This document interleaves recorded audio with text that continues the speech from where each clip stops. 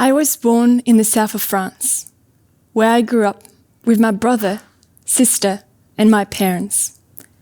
And when I was 12 years old, I received what I believe to be the greatest present a child can be given. The 5 of us took off on a 9-month journey around the Mediterranean Sea in a camper van.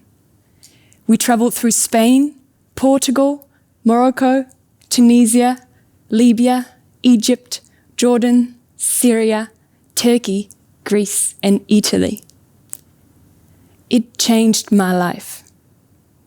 Because for the first time, I realized as a child that our way of growing up in France wasn't the only way. I realized that kids on the other side of the sea were growing up in a completely different environment from mine, that the way they relate to each other was different, that they had different habits and traditions. And yet, when we played together, our language was the same. We all had the same desire to build huts, to turn any hand trolleys we found into vehicles. We all loved running, swimming, and laughing. And I have been cherishing these candid memories ever since. Yet, to be honest, as an adult today, creating these relationships has been quite more complicated. I believe I decided to study art and design back home because I could subconsciously feel its potential. Its potential to create these same cross-cultural relationships, connections, and bridges. I see art as a language, a medium, that has the power to reach and touch people in quite a unique way. Not one that is forced, written black on white, leaving you no space for imagination nor critical thinking, but one that gives you space for you to think and to feel. Not one that gives you answers, but one that asks questions.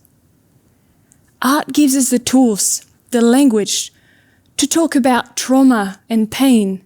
It helps us approach what we don't know and who we don't know with empathy and love instead of fear and rejection. And this is why and what led me to put together the project I have been working on for the past 3 years here in Aotearoa, New Zealand, a project called Wahine, which means woman in Te Reo Māori, the Māori language. Wahine is a multimedia arts exhibition that amplify Māori women's voices and stories around Aotearoa, offering a community the space to come and listen to these stories while fostering mutual understanding, kinship, and connection. Wahine combines a photography portrait of each woman, paired with a 12 to 15-minute audio portrait, inviting people into their lives. And each portrait is raw and honest, touching on her joys, her troubles and tribulations.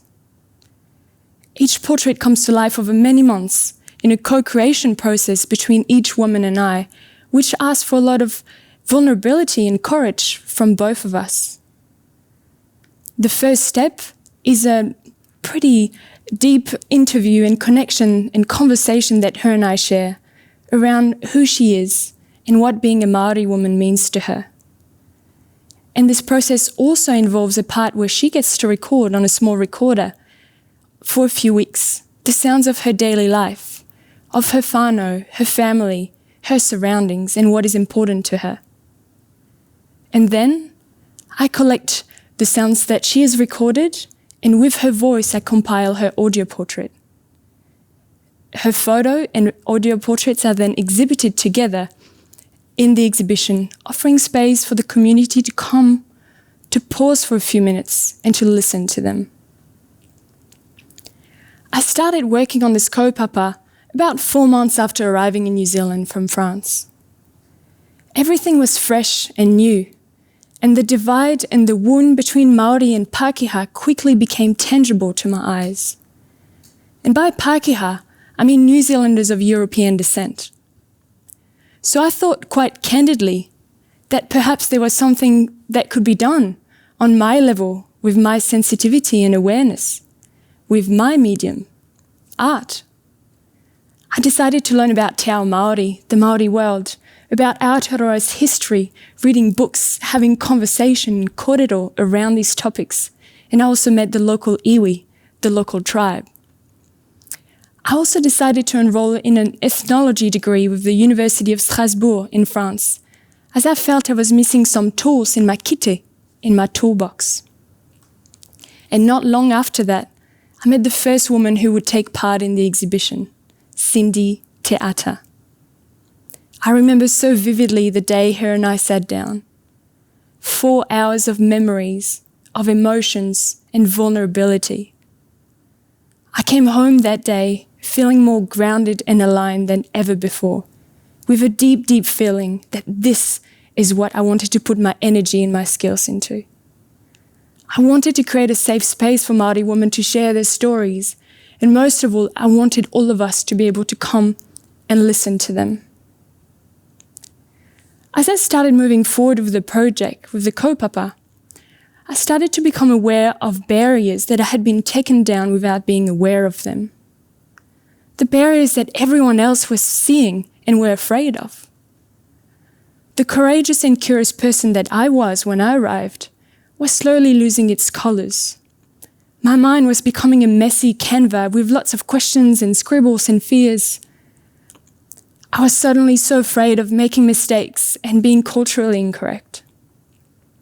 I started feeling guilt in my body, like a black hole in the middle of my chest. I felt the ripples of colonization. I felt the weight of the guilt from the lands that my French ancestors colonized. Who was I to be holding this space? Who was I to believe I could do this?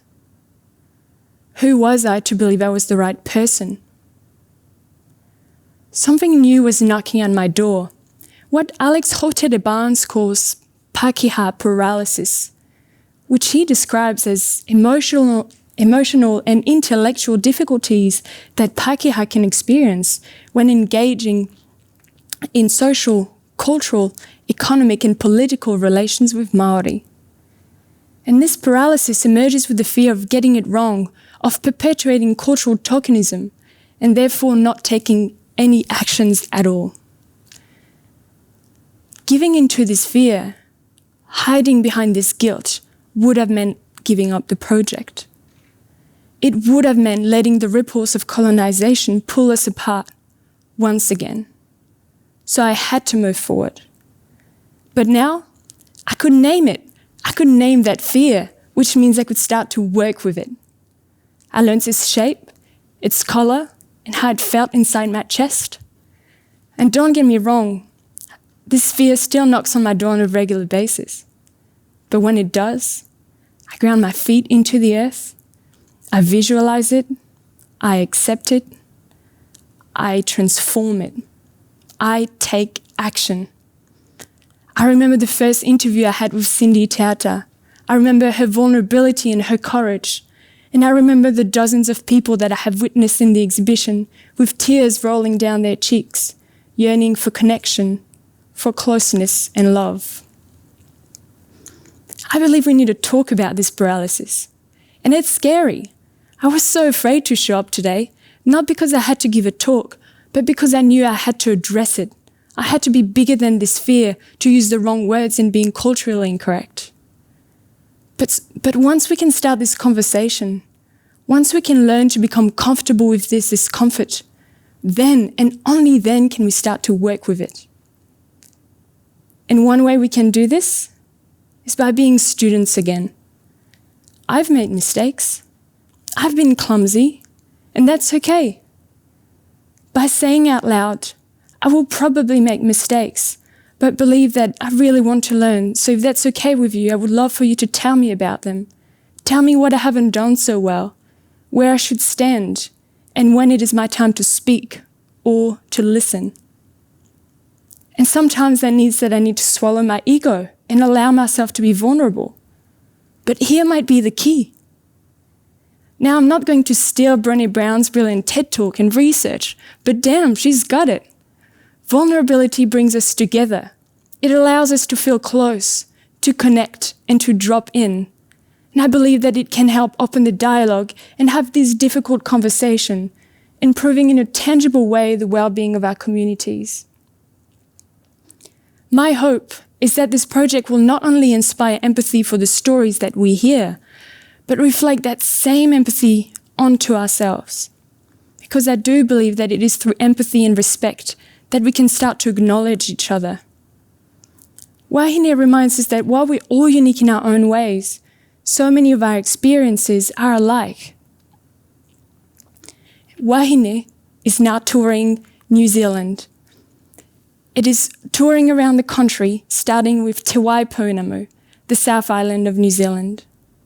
And each time it travels to a new city, I welcome a local woman to join the project from the local iwi, the local tribe.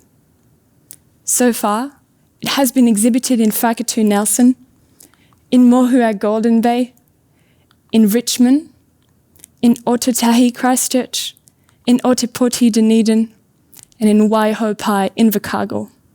And it will soon head to Hokitika, where it will finish the South Island tour. By then, it will feature 9 women, 9 unique stories from this whenua, from this land, from women who allowed themselves to be vulnerable to me and to the world. And in June 2022, Wahine will head to the North Island, Te Ika Maui, continuously expanding and welcoming new women. And I am beyond words. How did I do it? I just went for it. One of the predominant feedback that I've been getting from the start is this one. I can't believe that you did this. Oh, I could never do it. It's too complicated. It's probably because you're French. It made it easier for you. I believe anyone could do something similar. Being French doesn't inherently make me a different person. What it did was make the first step easier. I just knocked on the door without overthinking it. I knew I didn't know everything, and I embraced it. I asked questions. Keeping silent is comfortable. Keeping things the way they've been is comfortable. We need to become comfortable with being uncomfortable. And we need to allow ourselves to be vulnerable and to change and to be changed. Because change does need to happen. That's the truth. But it doesn't always have to be a set outcome or a big action. You don't have to tour an exhibition around the country. It can be subtle. Sometimes we're not even aware of the ramification that one act of kindness or openness can have. So if there is something that we can do as individuals or as community, it is our responsibility to act on it. Because we all have a role to play. So I would like to set this intention with you today. Let's learn to make space to hold this vulnerability for ourselves and for others. Let's be courageous and curious. Let's build huts together and find our common language. We need to journey together, and the rest will follow.